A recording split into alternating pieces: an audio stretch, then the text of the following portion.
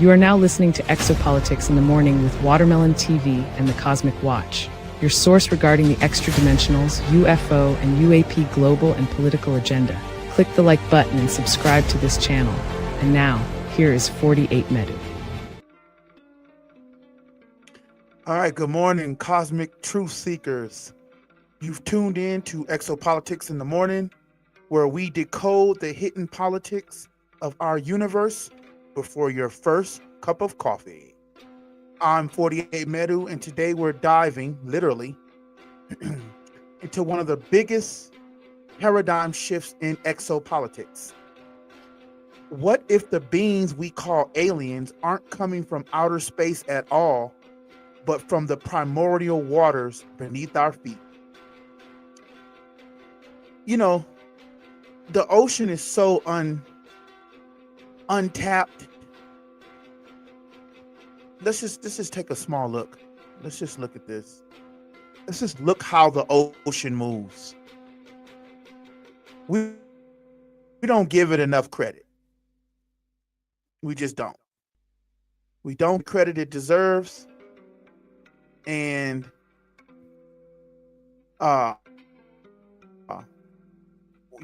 this is the untapped territory. You know, they can tell you in space, in outer space, oh, the stars, this and the third. Oh, we can get here. Me personally, I don't believe it. I'm sorry, y'all. I'm getting a lot of kind of interruptions. Y'all got to bear with me, man. This is the early days of Watermelon TV, when we're going to correct those mistakes. But still, like and subscribe to the channel. Tell people about the UFO, UAPs. But today we're going to talk about underwater. We're going to talk about underwater submerged objects. So as you can see, the power of the waters. The great unknown.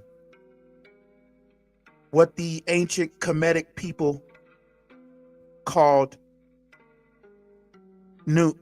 Noon, the primordial waters, and everything coming out of these waters. So when we picture alien life, look up. The stars, the galaxies, the endless void. But what if the real outer space is actually inner space? Don't they tell you that in the church? Everybody has to go within.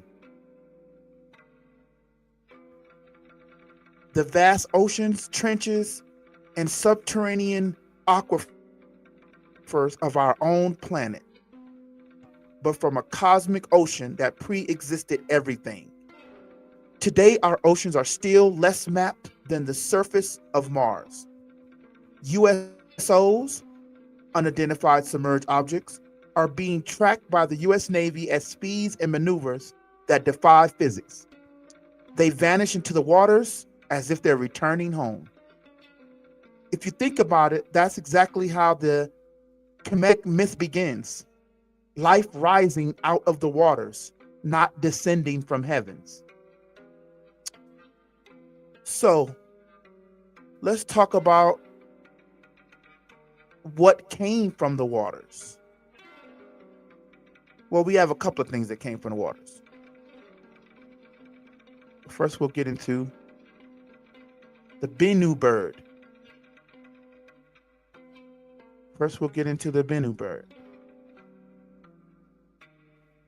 The Egyptians described a bird called the Bennu, a radiant, heroine-like being that appeared out at the dawn of time and perched upon the Bennu stone. I'll show you that in a minute. The first mound of land to rise out of the waters anew. The Bennu symbolize rebirth, cycles, and the arrival of new eras. Think about it for a second. In our modern era, objects like the Oumuamua, or the interstellar comet 3I Atlas appeared and vanished, almost like a cosmic messenger. The Bennu bird of myth is a perfect archetype for these arrivals. And the Bennu stone? And the Bennu stone, it's literally the landing pad. The first stable point emerged from chaos. In our context, humanity's coastlines, our islands, our tech, all of it may be the new bin that these beings use as a point of contact. Look at all the Navy videos that they put out. The tic-tac crafts that move between water and air like it's nothing. Submersible lights off the coast of Catalina. Sonar anomalies at abyss depths. They act like beings comfortable in a medium order than space travel or water. Could they be our era's bin birds, heralding a shift in our cosmic cycle? Ancient myths weren't primitive fairy tales. They were codes to recognize when reality is about to change, or who's going to be changing our reality. So what we're talking about is like exopolitics beneath the waves. Again, they want us looking up because it's harder to probably project holographs in the ocean. And so again, I'm not saying that there's going to be spaceships coming from the ocean. I'm saying the way that we emerged from the great primordial waters, maybe something else could. Not in the form of no spaceship with no alien bug-eyed beings, but maybe something else. Godzilla? I don't know. But here's the kicker. If there is intelligence in the ocean, the whole game of exopolitics changes.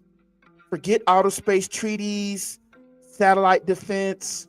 The real negotiations may be happening between governments and forces inhabiting our seas. Why does the U.S. Navy keep so much of its USO data classified?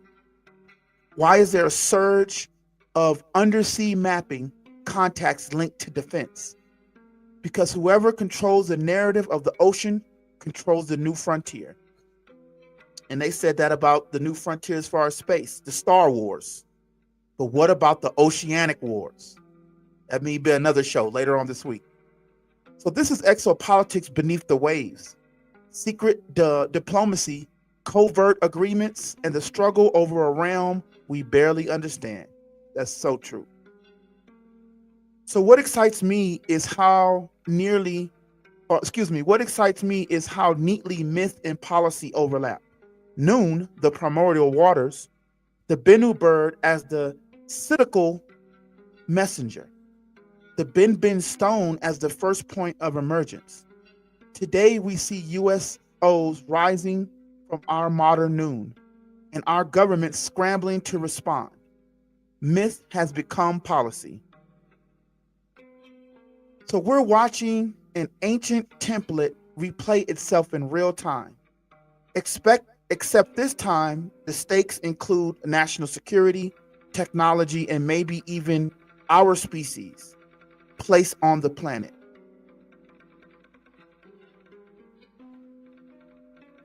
So again, you can just look at these monuments that obviously human beings made and crafted these, right? And I say human beings meaning a flesh and bone person made this bin stone that emerged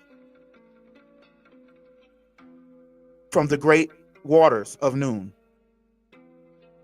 That bin stone, like us and like the land, emerged from this water. So you can go to your biblical references if you like. They give you a small little glimpse into it.